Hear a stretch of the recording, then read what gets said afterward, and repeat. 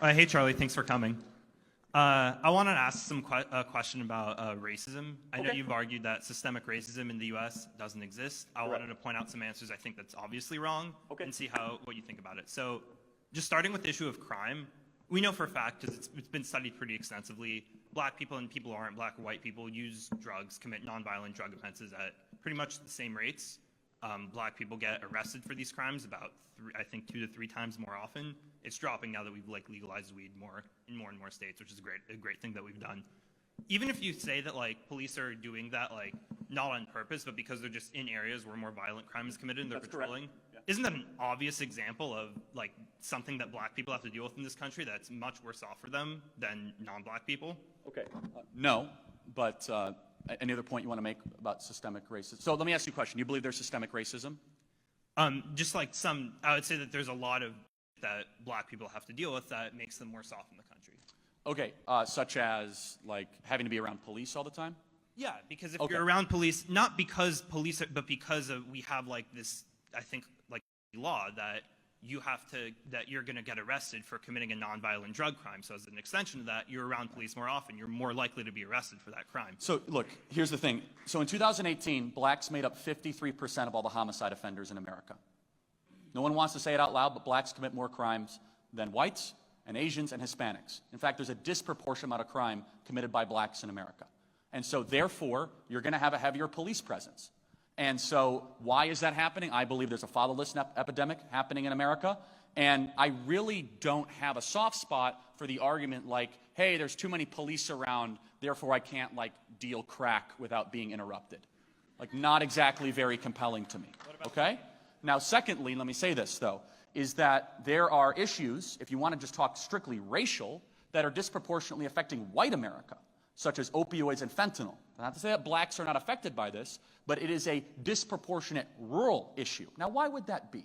Well, white individuals, because of the industrial kind of growth in America, were more likely to get involved in muscular trades in Ohio and Pennsylvania, especially in steel mill towns and such. Therefore, they'd be more likely to get injured at work. So you get likely to get injured at work because of the Sackler family, which you and I could probably agree are a bunch of criminals who should be put in prison for a long period of time. They started to overprescribe Oxycontin, into the communities, and therefore getting these people addicted to the high of an opioid and then searching for other places to go there. So we could play these kind of racial games all the time. Is it fair for someone in Southeast Ohio who's white, who was a son of a steel mill worker, and all these things, that they might have been more exposed to this sort of thing? I think the hyper-racialization of all that is less important than the real, more fundamental question, which is, why does race matter in any of this? And I say it doesn't. I don't like looking at people through a racial lens. If you want to do that, which I said, the statistics are not good at all. In fact, it shows that there's an under-policing problem in black neighborhoods across America. In fact, 50% of homicides go unsolved in Chicago, 50%, because of lack of detectives and lack of police in a lot of these areas. And kind of for your daily thought crime, police prevent crime, and they did prevent crime in New York City. New York City was one of the most dangerous, murderous cities in the 1980s and early 1990s, and someone who I think gets unnecessarily mocked and smeared, Rudy Giuliani, became mayor and cleaned up that entire city. And to his credit, liberal Democrat who ran for president, Mike Bloomberg, continued those policies. And so, look, any thoughts on that really quick, because I want to get some other questions. But yeah, I think I wasn't disagreeing at all that police do a lot of great work. The only problem with that is that is a true fact that a factual extension of the fact that police are in certain areas more often means that if society has laws, those laws are going to be enforced more often. I think most people but I don't think the law against sorry to interrupt, but I don't think a law against dealing crack is a bad law. Okay, but what about weed? What about weed? I think the same applies for weed. You're much more likely to get arrested, and even if this isn't happening as much now, it happened much more often in the past.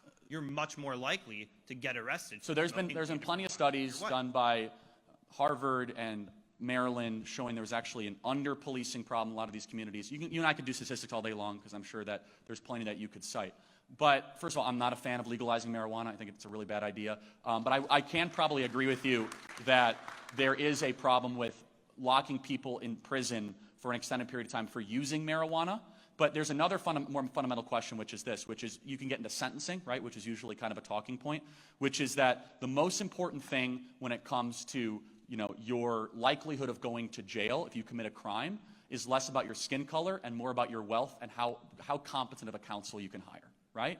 And so, for example, LeBron James, if Bronny, gets caught dealing crack, which I don't think he will, he's going to have the best lawyer on the planet representing him that will be filing motions for dismissal, cross-examination of evidence, all sorts of different things. So it's less about race, isn't it? I mean, if Denzel Washington kids or Oprah's God kids did that, it's more about really a wealth problem, right? So then you would say, well, it's because of racism. Well, no, it's not. Blaming wealth inequality between races, which I don't like doing, but if you want to play that game strictly on racism, is a sloppy way to look at things. So the perspective we have is a perspective of Thomas Sowell, which is you look at the whole body of work, you'll see that just because you have disparate outcomes does not mean you could solely blame discrimination. And I'll prove it to you with one data point, and then we'll move on, which is this, which is that you can have different data points that have outcomes, and there's other factors that play in.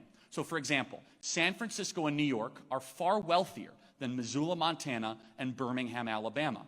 Why? Someone would say, racism. Well, no, it's not. Mountain towns and inland cities are just less likely to be around commerce and trade. And port cities, by definition, are always wealthier. That has nothing to do with race and everything to do with geography. So what does that example have to do? Sometimes you can have disparate outcomes with data, and attributing racism to it is actually not just imprudent, it's really, really detrimental and harmful.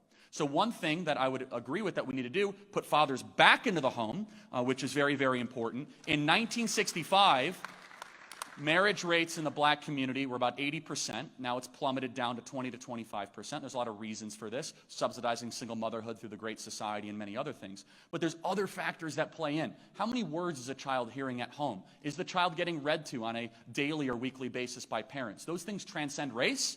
And in fact, the hyperfixation on kind of systemic racism, I think, kind of creates a smokescreen that disallows us from actually finding meaningful solution to these problems. So thank you. We got to get to the next question. Appreciate it. Thank you.